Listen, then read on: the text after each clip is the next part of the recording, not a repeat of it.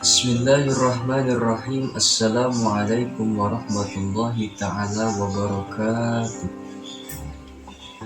Hamdan wa syukran lillah, salatan wa salaman ala asrafi khalqillah, Sayyidi Rasulillah Muhammad ibn Abdillah, wa ala alihi wa sahbihi wa mawalah, amma ba'd.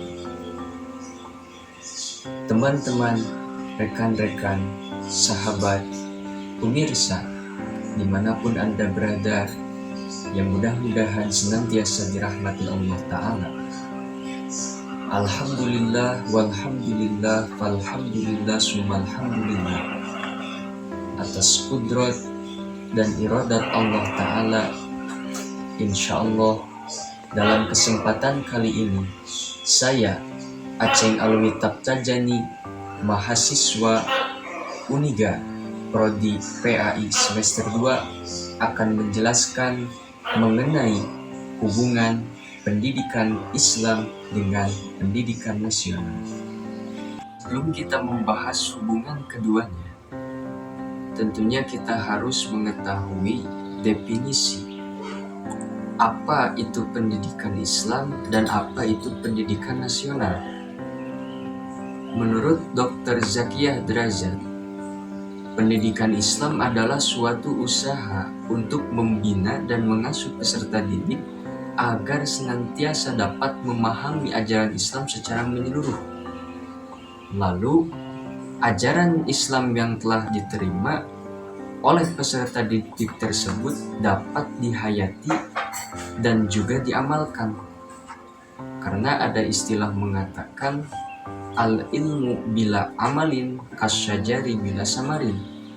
Ilmu yang telah didapat apabila tidak diamalkan, maka ibarat pohon tak berbuah. Jadi tujuan daripada ilmu pendidikan tadi ialah pengamalan, dalam bentuk pengamalan. Sedangkan pendidikan nasional, sebagaimana yang dikutip dari UU Sisdiknas nomor 20 tahun 2003, bahwa pendidikan nasional adalah pendidikan yang berdasarkan Pancasila dan Undang-Undang Negara Republik Indonesia tahun 1945 yang berakar pada nilai-nilai agama, kebudayaan nasional Indonesia, dan tanggap terhadap tuntutan perubahan zaman. Dari kedua definisi tersebut, dapat disimpulkan bahwa pendidikan Islam dengan pendidikan nasional tidak dapat dipisahkan. Ibaratnya seperti air dan minyak, karena keduanya memiliki hubungan yang sangat erat. Namun, dapat saya simpulkan, hubungan antara pendidikan Islam dengan pendidikan nasional itu ada 3. Yang pertama, sama-sama memiliki tujuan, yaitu mencerdaskan bangsa, memberikan ilmu pengetahuan yang luas, serta berakhlak mulia. Bedanya, pendidikan Islam lebih menekankan kepada nilai spiritualis, sedangkan ilmu pendidikan nasional mengintegrasikan nilai-nilai Pancasila yang di dalamnya terkandung nilai-nilai religius. Yang kedua, keduanya bersifat taghayyur, berubah, atau dalam bahasa ilmiahnya disebut dengan dinamis. Karena ada istilah mengatakan dalam usul fikih, al-hukmu yadurru ma'a illatihi wujudan wa adaman. Hukum itu berjalan sesuai dengan keadaan. Jadi seiring berubahnya zaman dulu dengan zaman sekarang, dengan zaman ke depan, zaman yang akan datang pasti beda.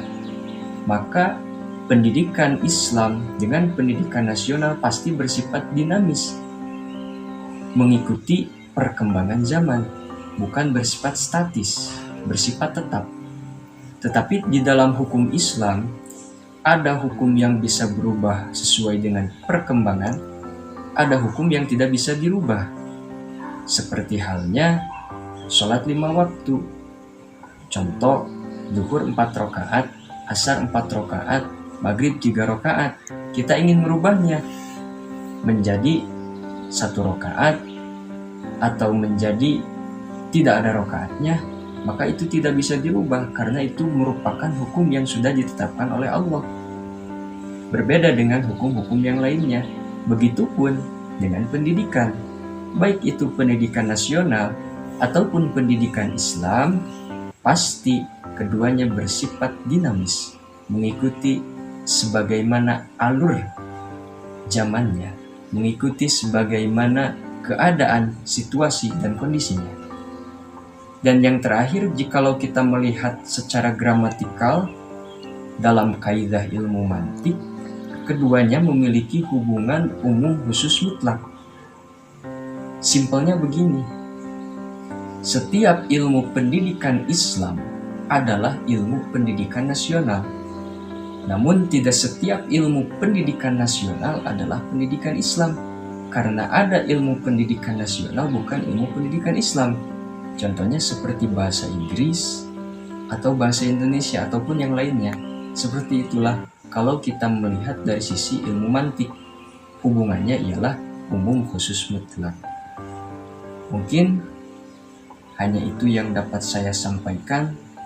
Mudah-mudahan yang menyaksikan dapat memetik apa sedikit yang saya sampaikan. Mudah-mudahan juga ada manfaatnya, khususnya bagi saya, umumnya bagi pemirsa sekalian. Mohon maaf apabila dalam penyampaian, dalam pengungkapan terdapat bahasa-bahasa yang kurang berkenan, mohon dimaafkan. Unzur ma qala wala tanzur man qala. Wallahul muwaffiq ila aqwamit thariq wal afu minkum. Wassalamualaikum warahmatullahi wabarakatuh.